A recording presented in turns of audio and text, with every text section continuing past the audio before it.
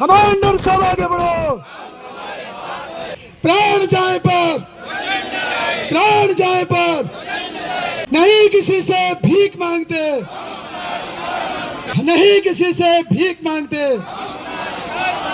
Pensioner pensioner pensioner pensioner लड़कर लेंगे, लड़कर लेंगे।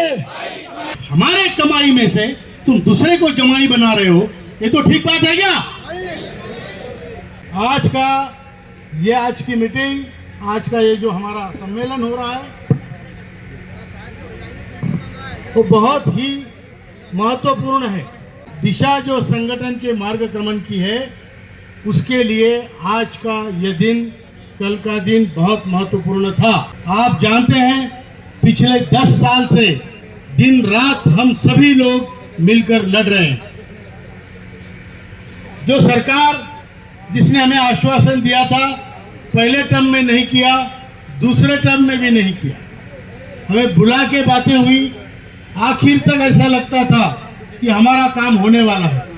लास्ट दिन तक ये हमें आशा थी, जो मंत्री जी की भाषा से, बोलने से, कहने से, जेस्चर से जो उन्होंने प्रतीत करवाया कि हमारा काम हो रहा है, और हम सभी उसी आशा में बैठे थे। जब भी वो महाराष्ट्र में आए, उनको मिले, हमारी बहनें मिली, लोग मिले, हम मिले, तो हमारे गले में फूल माला डालते थे, हम बड़े खुश हो जाते थे, हम जीत गए।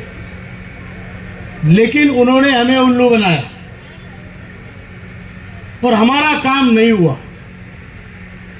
लेकिन हम ही वो लोग हैं, क्योंकि हमारी संख्या ज़्यादा है, भावनाएं तीव्र है, तो हमने कुछ कहे बगैर जो जिले के अध्यक्ष हैं उनको बोला, आपको जो करना है करो, हम कोई फतवा नहीं निकालेंगे। और इलेक्शन में उसका परिणाम दिखा। जो उनका 400 पार का नारा तो 240 पर आ गए। उसमें जो भी कारण होंगे, उसमें एक कारण ईपीएस का निश्चित है। लोगों की नाराजगी लोकतंत्र में ऐसे ही प्रकट होती है, तो उसका परिणाम लोकसभा में दिखा। अभी हमने कल प्रेस कॉन्फ्रेंस परसों की प्रेस क्लब में, हमारे काफी भाई थे, हमने वहां स्पष्टतया कहा है कि अगर हमारा काम महाराष्ट्र से इलेक्शन से पहले नहीं होता है, तो ये जो सरकार है जो हमें झांसे दे रही है, उसका एक एमएलए भी चुन के नहीं आने देंगे। और ये कहने के लिए हम मुंह से ऐसे ही नहीं कह रहे हैं। महाराष्ट्र में आपकी संख्या तकरीबन वोटों की जो हमारे संगठन के आदेश पे चलेगी, उसकी संख्या है 1 करोड़, और उनकी सरकारें बनती है 1.25 करोड़ में। समझ रहे? तो ये सिंह साहब जो बोल रहे थे अदृश्य शक्ति, ये शक्ति आपके पास है। अभी तक हम सिर्फ विनती कर रहे थे, और हम कार्यान्वयन करेंगे, हमारी शक्ति का उपयोग करेंगे, क्योंकि युद्ध खत्म होने तक ब्रह्मास्त्र रखने में कोई फायदा नहीं है। बराबर है कि झूठ है? और ये निर्णय से आप सहमत है कि नहीं है? अगर हमारा काम नहीं हो रहा है, आपके हमारी दाल, हमारा चावल, जो खिचड़ी आप पका रहे हैं, उसमें से अगर हमें एक छोटा सा दाना नहीं मिलता है, आपका झूठा भी नहीं मिलता है, उस खिचड़ी में, उस सब्जी में ढेर सारा नमक डालने का काम हमारा है। बराबर है कि झूठ है? बराबर है क्या? अरे हमने बच्चे पैदा किए, पोते पोतियां, नाते नातियां पैदा की, और हम अभी इस उम्र में डरने वाले नहीं है। मरेंगे तो मरेंगे, ऐसे भीख मांगते हुए नहीं मरेंगे, लड़के मरेंगे। मंजूर है? तो ये हमने कल प्रेस कॉन्फ्रेंस में कहा। जो लोग हमें कहते हैं कि आप बीजेपी के पीछे पीछे घूम रहे थे, हम घूम रहे थे, विश्वास के साथ घूम रहे थे। 10 साल वेट किया हमने, अभी होगा। प्रधानमंत्री जी ने कहा है अभी होगा, अब नहीं होगा तो नहीं होगा, लेकिन जो हमारा आश्रय होगा उससे बुरा तुम्हारा आश्रय होगा। ये हमने स्पष्ट किया है कल के प्रेस कॉन्फ्रेंस में। जहां रोज 200 लोग मर रहे हैं, तो आपको बाकी रेवड़ियां बांटने के लिए आपके पास पैसे हैं। आप लड़की बहना कर रहे हो, इलेक्शन आते आपको कुत्ते समझ के रखा है, टुकड़ा डालो आ जाएगा। इंसान है ये, इनको पैसों से ज्यादा, खाने से ज्यादा स्वाभिमान की जरूरत है, और उनको तुम हाथ काट रहे हो। बच्चों को बोल रहे हो तुम घर में बैठो, तुम्हें बेकारी भत्ता देंगे, हाथ काटेंगे, तुम बस मोबाइल खेलते रहो, नशेड़े गंजेड़ी बनो, सरकार तुम्हारी जिम्मेदारी लेगी। तो बूढ़े लोग हैं जिनका पैसा इनके पास है, उसको दबा के रखा है, और जो बूढ़े लोग हैं उनको बोलते हैं तुम वृद्धाश्रम खोलेंगे। अबे मेरा पैसा दे, वृद्धाश्रम मैं खोल लूंगा, मुझे खोलना है तो। मतलब ये हमें स्वाभिमान की जिंदगी जीना देने नहीं चाहते हैं, ये चाहते हैं कि आश्रित बन के रहे, इनकी दया पे जिए। एक मैंने कल परसों संसद की एक सांसद की क्लिप देखी, राधा मोहन दास अग्रवाल, गोरखपुर वाले किधर है? गोरखपुर वाले हाथ उठाओ, हनुमान साई जी। हाँ, राधा किशन, राधा RMD राधा मोहन दास अग्रवाल, हाँ, उनकी एक क्लिप सुनी और बड़ी बड़ी तीव्रता से संसद में बोल रहे थे कि हमें सांसदों को, विधायकों को पेंशन है, लेकिन उन गरीब लोगों को जो दबा हुआ तबका है उसको नहीं है। मैंने बड़ी चाव से सुना। उसके बाद में उन्होंने कहा कि जो ग्राम पंचायत के हमारे कार्यकर्ता है, जो नगर पालिका के कार्यकर्ता है, नगर पंचायत के कार्यकर्ता है, जो जिला परिषद के कार्यकर्ता है, उनको पेंशन मिलनी चाहिए। किसको? जो गांव में इलेक्शन लड़के सरपंच बनेगा या मेंबर बनेगा, उसको पगार भी चाहिए, पैसा भी चाहिए, पेंशन भी चाहिए। मतलब ये देश के लोग खप के, दिन रात खप के पसीना गांव के पैसा कमाएंगे और ये फुकटे साले फुकट में खाएंगे। ये स्थिति ये पैदा करना चाहते हैं, अराजकता पैदा करना चाहते हैं। हम कोई किसी पार्टी के नहीं है, हम किसी पार्टी के नहीं है, लेकिन ये वो जमाना नहीं है कि जब अफ्रीकन लोगों को गुलाम रखा जाता था और उनसे गुलामी करके गोरे लोग ऐश करते थे। बराबर है कि झूठ है? वो स्थिति पैदा करना चाहते हैं कि देश का मजदूर, देश का किसान खपता रहे, मरता रहे, काम करता रहे, और ये हरामखोर कोई आमदार बनेगा, कोई खासदार बनेगा, कोई संसद बनेगा, कोई जो भी बनेंगे, कोई ग्राम पंचायत का सदस्य बनेगा तो उसको पेंशन लागू होगी, उसको पेमेंट मिलेगा। अबे अभी तो इतना कंपटीशन है, पेमेंट पेंशन करने के बाद तो खून करेंगे एक दूसरे का। बराबर है कि नहीं? मतलब पढ़ना लिखना जरूरी नहीं है, काम करना जरूरी नहीं है। आप घर में बैठो, आपको राशन मिलेगा, आपको 10,000 रुपए मिलेंगे, तुम ऐश करो, लेकिन हमारी भीख पे जियो। भिक्षा पे, भीख पे जिलाने वाला नेशन पैदा कर रहे हैं।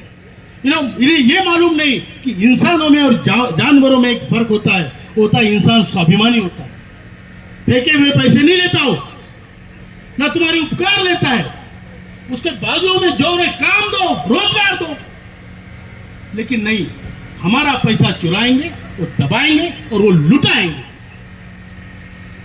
ये गलत है कि सही है? ये बंद होना चाहिए कि नहीं चाहिए? और मेरा देश किस दिशा में जा रहा है मैं बता रहा हूं आपको। ये हमारा देश है, आपने बनाया हुआ देश है, हमारे बाप दादाओं ने, आपने। ये किस दिशा में जा रहा है? सोमालिया नाम का देश था, है अभी भी, अफ्रीका के ईस्ट कोस्ट में। वो देश के लोग इतने अच्छे कारागिर थे, शूरवीर थे, उनसे लड़ना अंग्रेजों को भारी पड़ रहा था। अंग्रेजों ने 30 साल तक उन्हें फुकट धान्य दिया, फुकट में धान्य, दारू, ड्रग्स 30 साल तक सप्लाई किए। उनकी एक पीढ़ी बर्बाद हो गई। उनको जो ब्लैक स्मिथ था, जो लोहार था, उसको उसका काम मालूम नहीं रहा। जो लकड़ी का काम करने वाला था, बढ़ई था, उसको काम मालूम नहीं रहा। काम की पूरी परंपरा, धंधों की पूरी टूट गई। प्रोफेशनल लोग बिल्कुल बर्बाद हो गए और आज वहां सिर्फ 2 ही धंधे चलते हैं, एक तो जहाज की लूटमार या दूसरा प्रोस्टिट्यूशन। क्योंकि इन लोगों को बर्बाद किया है उन्होंने। वो दुश्मन थे अंग्रेज। ये कौन है, हमारा है या दुश्मन है? कोई भी सरकार हो, किसी की भी सरकार हो, कंपटीशन लगी है, फुकट क्या देना है। और जिसका पैसा है उसको कुछ नहीं। मैं ये कह रहा हूं इसलिए क्योंकि पैसा हमारा है। तुम किसको फुकट देते हो और कौन फुकट लेता है, दैट इज योर प्रॉब्लम। तो हमारा प्रॉब्लम ये है कि हमारे कमाई में से तुम दूसरे को जमाई बना रहे हो, ये तो ठीक बात है क्या? और इसीलिए हमने अभी ठान लिया है कि हमें ना कोई पक्ष से लेना है, ना कोई पार्टी से लेना है। कोई पक्ष पार्टी से हमें लेना नहीं है, हमें लेना है अपने लोगों से। हमारी जिम्मेदारी, हमारी रिस्पॉन्सिबिलिटी, हमारी जो पूरी भक्ति है वो हमारे पेंशनरों के प्रति है। पार्टियां आएगी जाएगी, बनेगी, सरकारें आएगी बिगड़ेगी, इस देश का नागरिक हम चाहते हैं हमारी बची हुई 5-7 साल की जिंदगी हम स्वाभिमान से जिए और हम स्वाभिमान से मरे, ये चाहते हैं हम ये नहीं चाहते कि हम दब भेजा जाए। हम चाहते हैं हम हक का 10,000 रुपए दे दो, हम टी शर्ट में रह लेंगे, टिफिन लगाएंगे, खाएंगे, लेकिन अपनी बलबूते पे अपना कमाया हुआ खाएंगे और अपने 4 दोस्तों के कंधे पे स्वाभिमान से जाएंगे। आपको ये मंजूर है या फुकट चाहिए? हम किसी से भीख नहीं मांगते, अपने हक का पैसा मांग रहे हैं, और जो देने वाले हैं वो फुकट में ले रहे हैं, फुकट में ले रहे हैं। पेंशन, भत्ते, पैसा, ऐसे लोग, और उन्हीं से हमें न्याय मांगना पड़ रहा है। साहब हमारी पेंशन का कुछ करो। दूसरे दिन वो संसद में बोलते हैं सांसदों की पेंशन कम है, थोड़ी बढ़ाओ। हुआ है कि नहीं हुआ है? हुआ है भाई, ये हमारे देश में हुआ है, हो रहा है। और हम जो जिनका पैसा है वो कटोरा लेके घूम रहे, हम 10 साल इनके पीछे घूमे।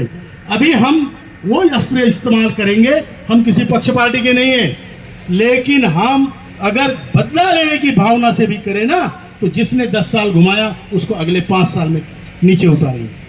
बराबर है कि झूठ है?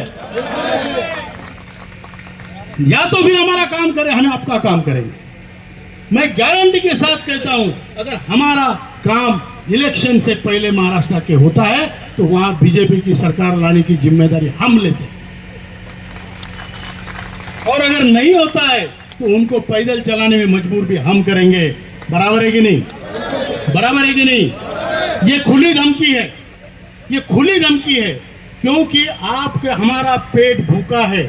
हम अपना पैसा लेने के लिए कटोरा लेके घूम रहे हैं, और आपको फिर भी शर्म नहीं, तो हमको भी शर्म नहीं, हम भी बेशरम। यथा राजा तथा प्रजा, महाजनकतः असपंथः।